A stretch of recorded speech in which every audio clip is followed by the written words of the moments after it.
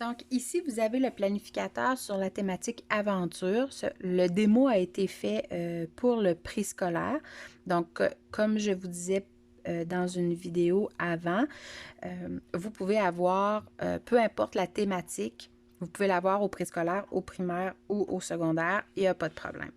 Donc, dans chacun des planificateurs, vous retrouvez votre page d'identification personnelle, une page de renseignements personnels si vous avez tendance à oublier votre numéro de matricule ou votre code de photocopie ou votre NIPCAR. Vous avez aussi un endroit pour les numéros de téléphone importants, une feuille pour vos ressources web. Vous avez la procédure d'impression pour les courriels d'élèves. Cette page-là, on peut l'enlever si vous n'en avez pas besoin. Vous avez aussi une feuille de notes pour soit un nouveau logiciel ou une application que vous commencez à utiliser ou que vous aimeriez utiliser. Ensuite, on retrouve une feuille pour faire le suivi de vos congés maladie et de vos forces majeures. Vous avez également le calendrier scolaire. Donc, c'est moi qui s'en occupe. C'est moi qui mets votre propre calendrier scolaire. Pour la semaine, dans le fond, la semaine, l'horaire de la semaine, je vais vous montrer comme ça. Donc, ici, il est fait sur 5 jours. On peut le faire sur 9 jours, il n'y a aucun problème. Pour le préscolaire, j'ai décidé de mettre avant-midi et après-midi. Donc, mais si jamais votre organisation n'est pas comme ça, il y a toujours moyen de modifier, il n'y a pas de problème. Vous allez aussi avoir une feuille pour la gestion de votre budget de classe et une page pour les dates importantes, pour les premières communications, les notes à remettre dans le GPI, les communications mensuelles et si jamais on peut faire des sorties scolaires. Pour les renseignements d'élèves, vous allez avoir 3 plans de classe, c'est-à-dire un plan de classe par étape. Vous allez aussi avoir une feuille pour les informations importantes, à savoir si vous avez des élèves au service de garde, si il arrive à la cloche ou il arrive en autobus ou s'il arrive de la maison à pied. Pour le midi, c'est la même chose. Si votre enfant dîne si l'enfant, vos élèves dînent au service de garde, dîne à l'école, mais il n'est pas nécessairement au service de garde ou dîne à la maison. Puis ici, de façon générale, si vous avez des élèves allergiques, si vous avez des élèves avec des parents séparés et s'il y en a qui font du sport compétitif. Donc, c'est intéressant de savoir pour les évaluations. Vous avez également vos anniversaires de classe ainsi que une feuille pour les besoins particuliers de vos élèves. Je sais qu'au préscolaire, vous avez, je pense, un maximum de 20 ou 22 élèves. Donc, ici, j'en ai mis 15 parce que j'espère que vous n'avez pas 20 à 22 élèves avec des besoins particuliers. Mais si jamais vous voulez avoir plus de place, il n'y a pas de problème, je peux en ajouter. Vous avez également un endroit pour prendre en note le nom des intervenants qui travaillent avec vous ainsi que leur numéro de téléphone. Vous avez également une feuille pour suivre les plans d'intervention avec les dates de vos rencontres et pour chacun de vos petits cocos, vous avez une fiche suivi d'élèves avec les domaines, dans le fond, que vous voyez avec lui pendant son année scolaire. Donc, domaine physique et moteur, domaine affectif, domaine social, ainsi que le domaine langagier et ce que vous devez évaluer pour chacun des domaines. Donc, la fiche suivi d'élèves ainsi que le planificateur est fait en fonction des changements qui ont été apportés dès 2021. Donc, tout ça est fait en fonction des nouveaux changements. Donc, vous allez avoir dans votre cahier un maximum de 22 fiches suivi élèves. Si vous en voulez moins, vous pouvez toujours me le dire. Puis si jamais vous en voulez plus, il n'y a pas de problème, vous pouvez me le dire aussi. Donc, vous avez toujours des feuilles qui séparent chacune de vos étapes.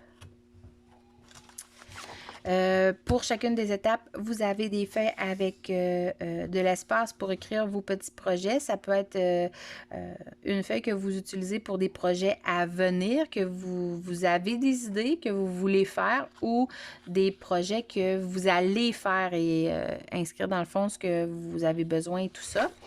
Vous avez 2 pages en début d'année pour les rencontres de vos pédagogiques.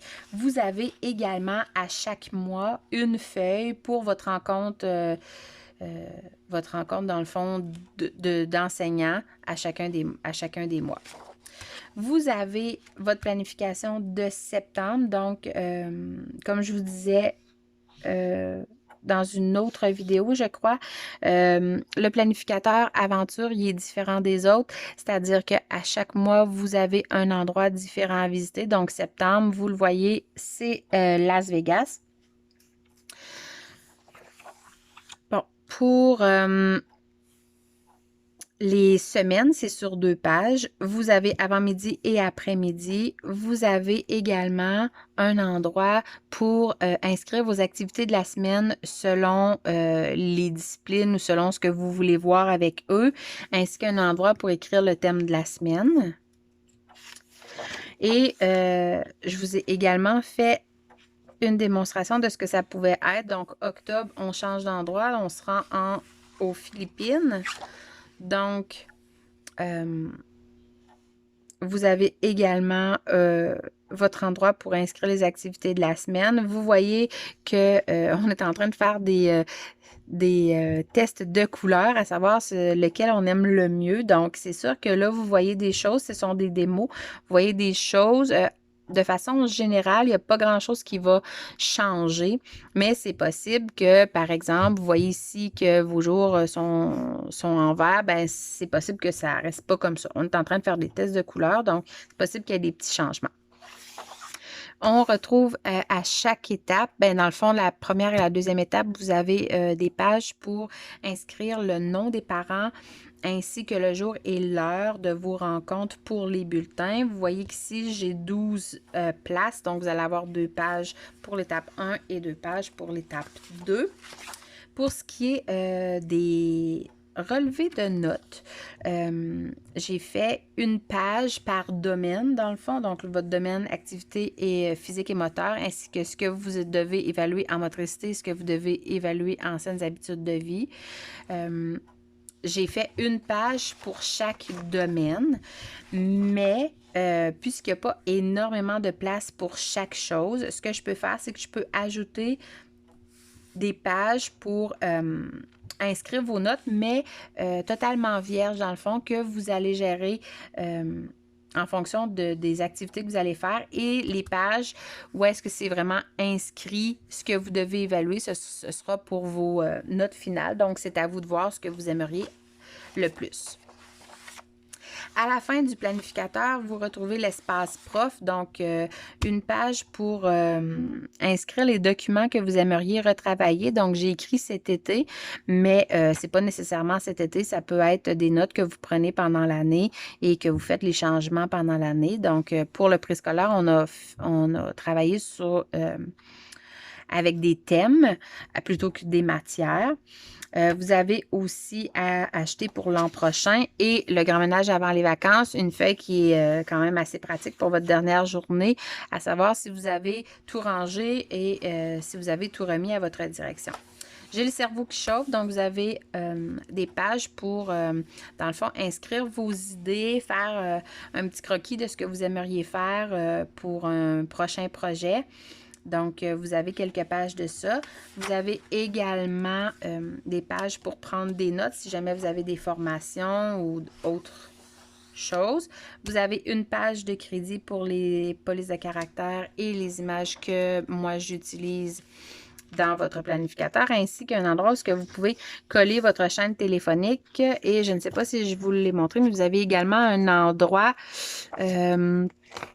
pour vos rencontres de comité.